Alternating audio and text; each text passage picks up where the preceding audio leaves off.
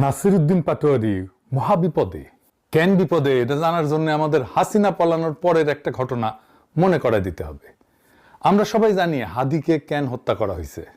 কারণ খুব সিম্পল, হাদি ছিল বাংলাদেশের তরুণ সম্প্রদায়ের মধ্যে ভারতীয় আধিপত্যবাদের বিরুদ্ধে এক উজ্জ্বল তরুণ নক্ষত্র, এক উজ্জ্বল তরুণ নেতা। সে শুধু বয়ান তৈরি করতো না, ভালো অর্গানাইজার ছিল, সংগঠক ছিল, ভালো বক্তা, বলতে পারতো, ভালো ডিবেট করতে পারতো, কালচারাল অ্যাক্টিভিস্ট। বাংলাদেশে ভারতীয় আধিপত্যবাদের দুর্গ ভাঙে দেওয়ার জন্য যা যা দরকার ছিল, হাদি ছিল তার কমপ্লিট প্যাকেজ, পরিপূর্ণ প্যাকেজ। হাদির মৃত্যুর পর তার বিকল্প হয় নাই, কিন্তু হাদির উত্তরাধিকার হিসেবে পাটোয়ারি উঠে আসছে।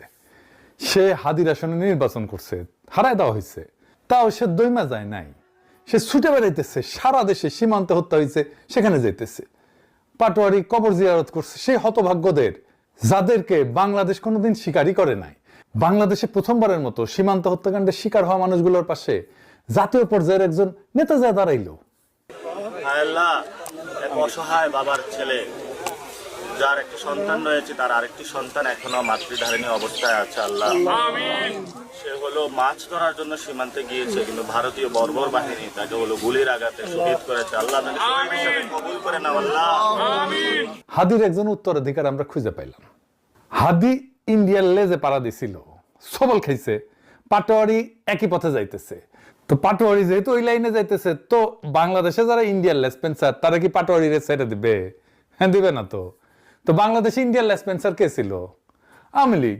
আওয়ামী লীগ তো এখন নাই, তাহলে ভারপ্রাপ্ত লেসপেন্সার রইল কে? বলেন তো কে? বলেন কে? আমার কথা শোনার দরকার নাই, মির্জা সাহেবের কথা শোনেন। সখারা জাকারে পড়লাম মির্জা ফখরুল, শুনেন। নৌকার যে কান্ডারি, যে মূল মাঝি, ও নৌকার সবগুলোকে ফেলে দিয়ে পাড়ায় চলে গেছে, ইন্ডিয়া চলে গেছে, ঠিক না? এখন আমাদের যারা এখানে নৌকা পড়তে না সারা বাংলাদেশে, তারা তো একটু অসহায় অবস্থায় আছে, যে আমাদের মূল লোককে পালাই গেছে, আমরা এখন কি করবো?